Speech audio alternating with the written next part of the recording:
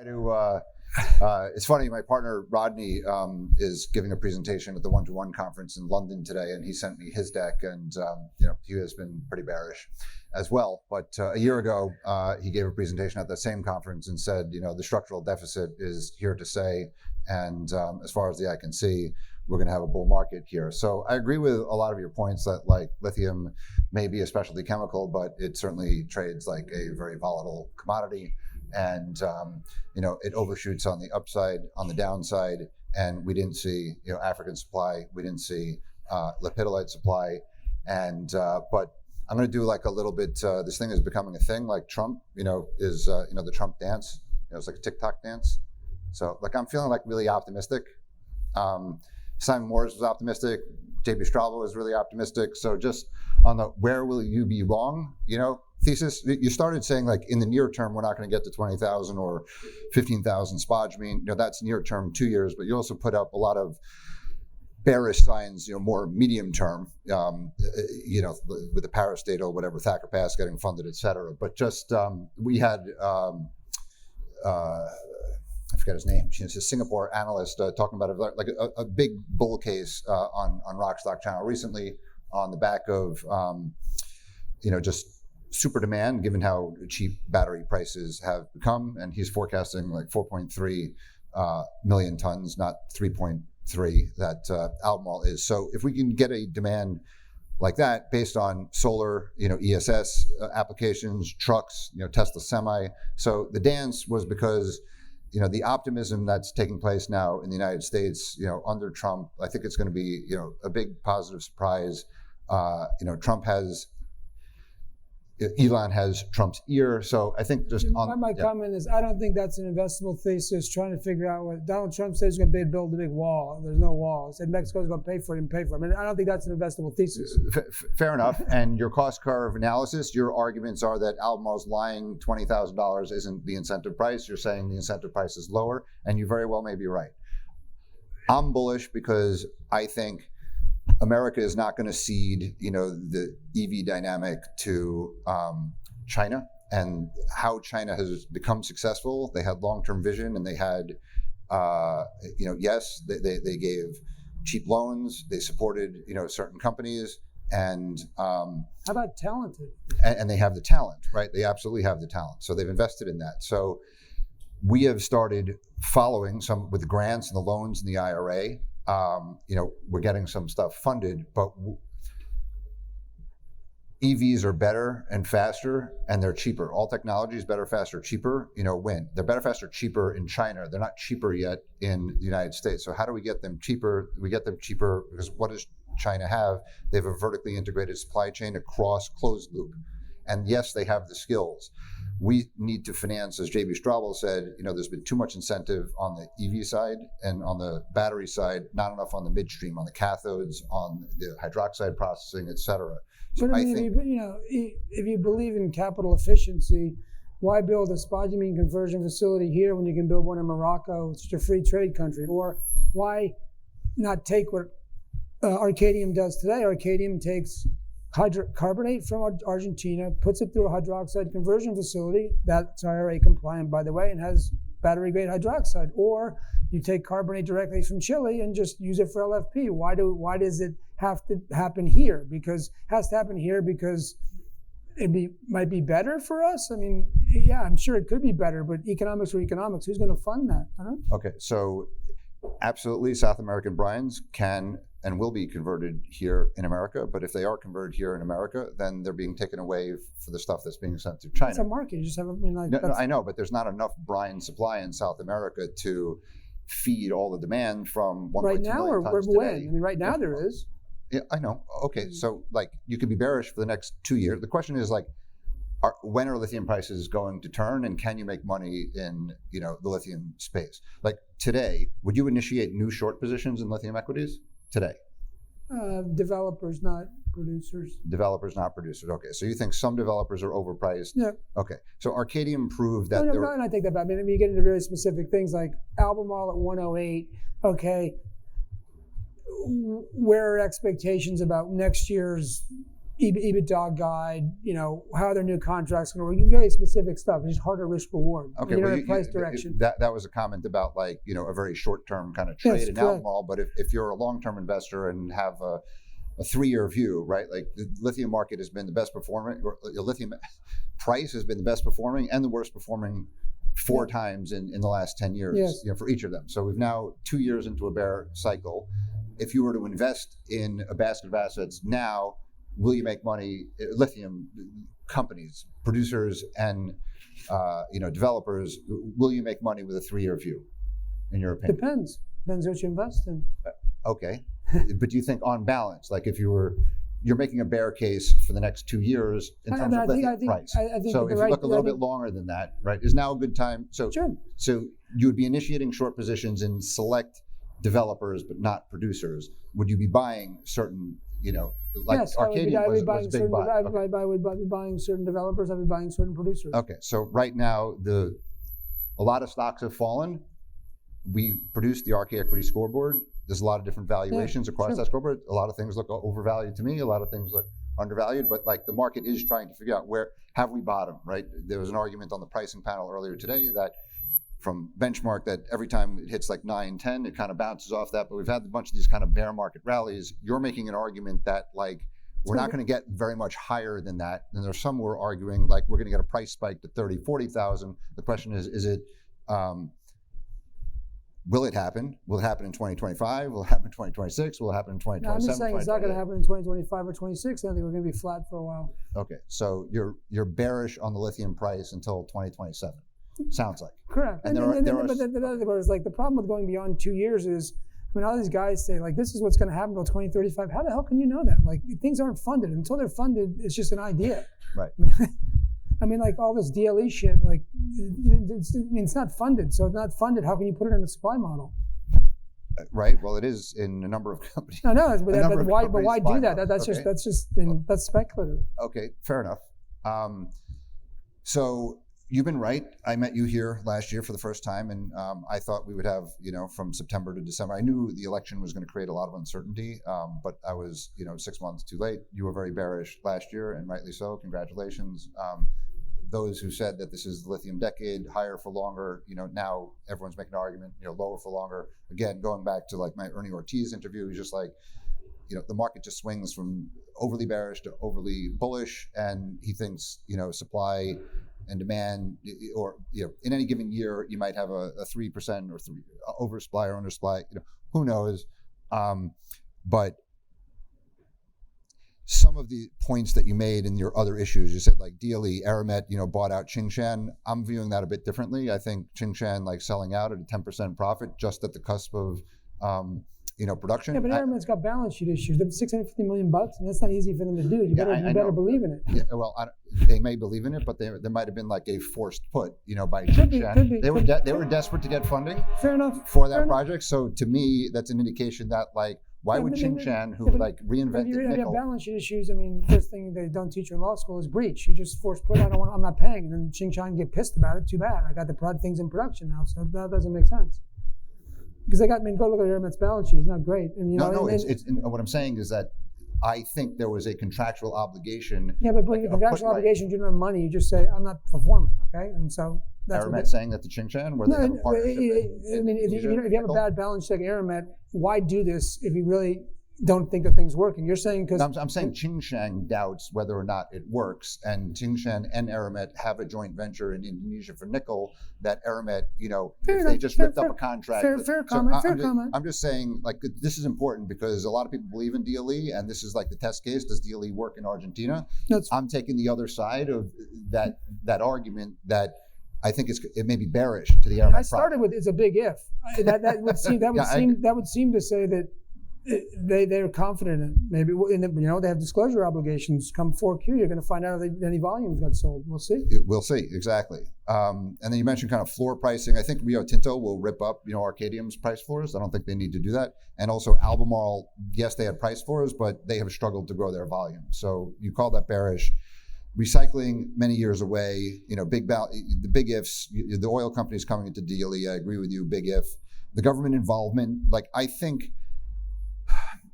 I think I like mean, do you really believe that Thacker Pass would have gotten commercial funding? Do you believe that? No. You think, yeah. I don't. I think I call this government motors lithium. Sure, Okay. exactly. So America, Jigar Shah and his team are following what the China did. China supported a national champion. They're supporting government motors, General Motors, as they have in the past. They have 38% equity interest, 20-year offtake. If that doesn't work, GM and the government are going to take that over. And GM emphasized that this is a way for us to lower our battery costs by getting low-cost supply. From an equity investor point of view, minority equity point of view, I think it's a very high-risk project. Would I have chosen to do that over I get all that. That's but it happened, and hopefully it'll come on stream in 4 years. More supply is better. Well, you need more. No, it's not. With a long-term view, you need to grow from 1.2 to 3-4 million tons. If you want to be a bull, 5 or 10 years. what you want there to be no supply. Demand goes up at 70%, and the prices go crazy. I'm just saying, anytime you can create more supply, that's bearish. I don't necessarily want prices to go crazy. I want You don't. I mean, if you own equities, you do because you're long. It's true. if you're a short-term volatile trader, and yes, lithium equities are treated as a volatile trade dominated by hedge funds and other kind of speculative activity. But if you want the world to move to electric vehicles and energy storage systems, you don't want all this volatility. You want a decent price. You want people to be able to make money across the supply chain. Look at the nickel price chart. I mean, all commodities are volatile. That's just the way they are. I know, because they've been very substantially dominated by China's forward thinking and controlling. Go through 1950 to 1980, the copper price just goes like this. I mean, all commodities are always volatile. Yeah, it is. And lithium is a commodity, but the swings in lithium are not as great as the swings in copper or iron ore. Iron ore going from 80 to 200, back to 80 is not the same as going from 5,000 to 80,000 to 9,000, right? Cobalt, I don't know. There have been plenty of smaller commodities that have done that. I mean, it's just the nature of commodity markets. Demand is more steady. Supply comes in chunks, and it goes boom, boom, boom. And I completely agree that is going to continue to be the case in the lithium market. And the lithium market has been 2 years up, 2 years down, 2 years up. So we've now had 2 years down. So when are we going to have up, right? I think sooner than I'm biased. So when do you think? Now. I don't know. I don't know when it's going to happen. It may happen in 2026. It may happen in 2020. It may happen in 2028. But it could happen sooner. My bull case, I'm more bullish than I have been in the past, just because I think we had a decisive election, and everything that I've seen, there's optimism. I think Elon Musk's influence on Trump and others will, I think there's a big trade deal, for all the bluster and all the big tariffs. This is just a negotiating tactic. I think fundamentally in this industry, and J.B. Straubel said the same, the IRA was good, but you get what you incentivize. And as it was written, was great. As it was implemented, not so great. So as it was implemented, it incentivized too much investment in EVs and batteries, and not enough in cathode and hydroxide. But if you look at what Tesla's doing, they're building hydroxide. It's almost ready to go. It's taking spodumene from North American Lithium. That is the future, right? That is, there's going to be more like Quebec and Ontario and Carolina. Have they gotten that autoclave process to work yet?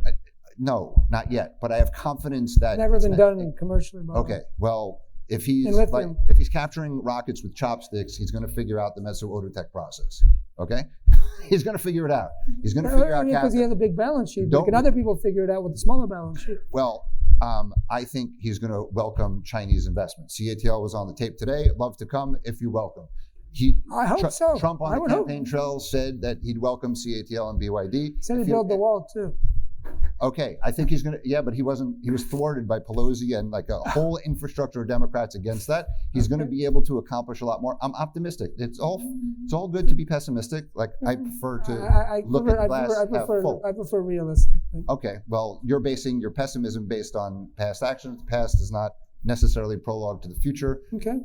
I'm just feeling optimistic, right? Okay, about enough. What I'm watching politically in America, and I hope that if he does allow BYD and he does allow CATL into America, he's also going to allow Ganfeng and General Lithium and other converters here, and other cathodes, so we can actually have the integrated supply chain here, and that's how we're going to catch up. Yep. Okay, and there's a trade deal to be done. For all the bluster, we're going to partner with China like on a number of things, but we've gotten a raw deal out of China, just as we've gotten a raw deal out of Japan and out of Korea. We welcome the Japanese in the auto sector. We welcome the Koreans. I used to spend a lot of time in China with Glencore, trading with them. Let's just say their execution of deals and their performance of deals is a little different. And Glencore or the Chinese? The Chinese, when you are their counterparty, what they promise to do and what they do, they tend to be a little different. Okay. We haven't seen, like, much of China has been like do deals with them and then they kind of like export to the world. And yes, they've reneged on a lot of contracts commodity wise, but you have not seen massive investment by Chinese companies like in the United States, right? You're right. And like, let's see if that happens. I'm optimistic that it could happen. I don't know. I'm also optimistic that there's been a lot of uncertainty, like the growth in America, from GM, Ford, et cetera, slowed this year. But a lot of that was like political uncertainty. And they also, they just didn't, the cars were too expensive, interest rates were too high. If Trump allows, interest rate reductions for car purchases, right, that's going to stimulate demand. If more models, I heard GM and others speaking, like a lot of models are coming on stream next year that are going to be lower priced. If we can bring in, more LFP batteries, great. You know that Europe is down this year versus last year in electric vehicles. Europe's a basket case. Like I'm not optimistic about Europe. I'm optimistic about Canada. Canada's probably from an election point of view, you're probably going to get the Conservatives, in power, and then you're going to have like a bromance between Trump and Canada. And I think if the U.S., the second biggest car market in the world, but one of the biggest economy, has his mojo back, and we're in growth. And we're focused on tech, and we're focused on cutting wasteful government spending, and reallocating to growth industries. So like AI, another big driver. I think regulations. AI has a problem raising capital, really? Sorry? AI has a problem raising capital, you think? No, but it's going to stimulate electricity demand, and so solar is good. It'll be good for solar and ESS. It'll be good for nuclear. I think regulations towards like autonomy and FSD, and Tesla's going to. They're saying they're in a growth transition year. They still have 3 million car capacity. They're only producing 1.5 where are you? Consensus cars. Says U.S. is going to have, I don't even know the number, whatever. How far above consensus are you? 20%, 30%? I don't have all of these numbers. My partner Rodney keeps closer tabs to these numbers. I'm just the trajectory of a lot of this is influenced by government policy and just. Economic growth, right? And I'm optimistic what I'm seeing. I could be wrong, right? It's only been a week since the election, but remind me, battery electric vehicle demand in the United States represents 15% globally. Okay. Making 15% go up by 30% means that it went up 4.5%, making the bigger markets go up has a bigger impact, right? So you're a small market to get it, more people buying electric vehicles is going to make less of an impact on lithium than say a big market, correct? Okay. Because right now Europe is ahead of America. Okay. And Europe was flat year on year. So. Okay. So. J.B. Straubel said, like, the United States, 1.8% of the United States car fleet, 1.8% is electrified. That's correct. So we got 98% to go, right? So, like, with a medium to long-term view, electric vehicles are going to be cheaper. They're better and faster. There's going to be better cars, in my opinion, right? And with autonomy, where do you live? I live in New York. Yeah, and what happens in January on a 20-degree day when you go start your electric vehicle and have to move it 100 miles? You do understand that batteries can never solve the issue of range getting massively down in cold weather, and people read the paper, right? I'm just saying that there's a chunk of America that will not believe this is a reliable vehicle. That's okay. That's. And there's a large chunk that will. And no, I live in California, so I know. Okay. Everybody drives a Tesla. I get it. Okay, I live, in a cold place. I live in a house. Yeah, no, but there are tons of Cybertrucks in my neighborhood, and there are tons of Teslas in my neighborhood. I know. So most people are not worried. I don't drive very. Yeah, but it's not you and me. It's the dude who's a plumber who's got is he going to buy the electric truck to bring his shit around, or he's not? He's not you and me. Don't think like you and me. Think like the dude who. Yeah, I don't know that plumber. Like the use case you're talking about to get where you want to go. It's not you and I. It's not these people. I hear you. I think total cost of ownership. They're better, faster, cheaper. A lot of the negative argument again. And that plumber's thinking about, I'm going to do my maintenance car. Do you really think people buy cars that way? I mean, I know. Okay, not today. A lot of people have been confused by and they don't fully appreciate and understand. There's been a lot of fear, uncertainty, and doubt thrown on Tesla. A lot, car dealerships, oil companies. A lot of that I think is going to stop. I wouldn't be surprised if you're seeing like a Trump motorcade. Filled with Teslas instead of Cadillacs. Okay, you'll have Cybertrucks. So Trump, the best advertiser in the world, is going to give a lot of free advertising to Tesla. Elon Musk has not. A lot of the Tesla community complained about not educating the world. Like, in my world, that's not an investable thesis. Okay, fair enough. Your world is, you're looking at the data today, and China has done to lithium what they've done to many other markets, right? So. A lot of people compare it to the iron ore market. Maybe it's not like iron ore. Iron ore market's been the best market in the world for 5 fucking years. I know, and maybe that comparison is wrong. Okay, it could be the copper market. It could be the aluminum market. It could be the solar market. The aluminum market's a good one. Aluminum market, okay, so it might be none of those things. Sorry, chaps, to intrude, but I think just with time in mind, perhaps we could just have some closing arguments at this stage. If you each want to give a minute or two to wrap up, and we could perhaps a better conversation over a beer, perhaps. Listen. My closing argument is relatively simple, is that I think for the next 2 years, there's probably slight oversupply, and prices aren't going to move a lot. They're probably going to move up some, not a lot. They're certainly not getting to near 20,000 or near 1,500 spodumene. And I've told you where I can be wrong. And you know what? In the hedge fund business, if you're right 60% of the time, you're the best ever. So I might be wrong. 40% chance I'm wrong. Okay, I don't know. He may be right. There are lots of good arguments why lithium prices are not going to rise very high, by 2026. But by 2027, I do subscribe to the view. By 2027, 2028, we are likely to get a price spike back up to 30, 40,000. And if you're a long-term investor and could hold to that period, if you buy today a basket of assets, you will do well at that point. Most of my lithium investing career has been grinded out, and it's taken 5 years for things to be successful. We got spoiled in the boom of 2020. We had 10 baggers, for a 2-year period. So when and if that time comes, and if it happens sooner to that 30, 40,000, and you own these equities, just sell.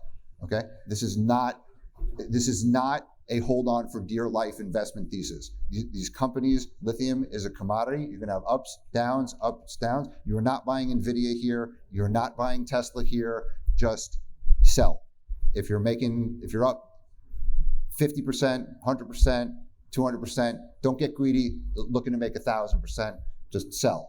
But where we are today with a 3 to 4 year view, there are some good, well-positioned stocks, and our preference, is the most consistent way to make money is keep it simple, stupid. Keep it simple, stupid is keep it spodumene, stupid. If you don't have to be vertically integrated, the downstream is hard. If Albemarle, if Tianqi can't figure out how to do chemical conversion from the best ore body in the world, a junior company that is trying to do integrated, very tough. And brines are hard. And there's very few investable brines anymore now that Allchem and Livent have gone away. To add to what Howard's saying, the great thing about spodumene is you're taking advantage of very cost-effective and competitive Chinese conversion. So it's simple. It's mining, boom, you mine it, let someone else process it, make your mining margin, that's it. And I'm a believer in DLE, a believer in sediment, but they just come with a much higher risk profile right now. And I think from an exploration point of view, it's a proven, just follow the Lassonde curve. There are good Quebec exploration stories. There's going to be good, Australian stories. We like Brazil, hard rock, so Brazil, other than Greenbushes, Brazil is and will be the lowest cost spodumene mining place in the world, without a doubt, not even a question. and I think these guys have certainly delivered. So again, big round of applause for the group.